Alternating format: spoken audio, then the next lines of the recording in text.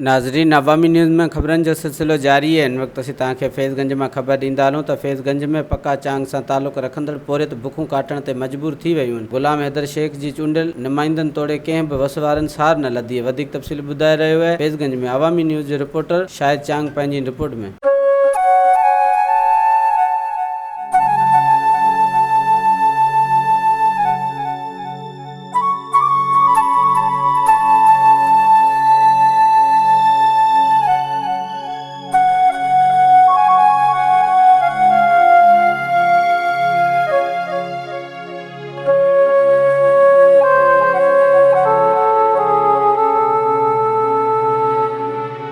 फैज़गंज में corona virus सबब हुकूमती ऐलान थे जिते तमाम कारोबारी मरकज़ बंद आहिनि, उते पका चांग सां तालुक़ रखंदड़ पोरियत बुखूं कटण ते मजबूर आहे।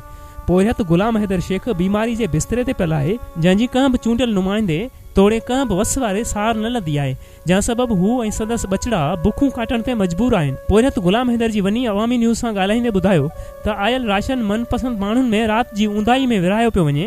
केतिरा ई भेरा वार्ड जे काउंसलर वटि वियसि, पर हिन उहो चई मोटाए छॾियो त राशन ख़तम थी वियो आहे। हिन इहो पिणु चयो त पिनी पेट पालण ते मजबूर थी विया आहियूं। छा के तव्हां बिलाल भुट्टो के तव्हां यतीम सॼो ॾींहुं पिना पई थी। कुराड़ो मुंहिंजो मंडो लॻो पिया कंहिं अहसासु करे असांखे 500 कोन ॾिना जो मां गोरियूं टिकियूं वठां, सॼो ॾींहुं पिनऊं था खाऊं था।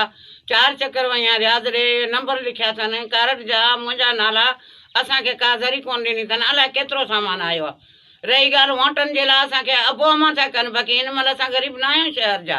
कैमरामैन राशिद चांग सां गॾु शाहिद चांग, अवामी न्यूज़, फैज़गंज। वधीक ख़बरनि ऐं तफ़सील जे लाइ विज़िट कयो असांजी वेबसाइट awamiNewsHD.com ऐं ॾिसंदा रहो अवामी न्यूज़ HD।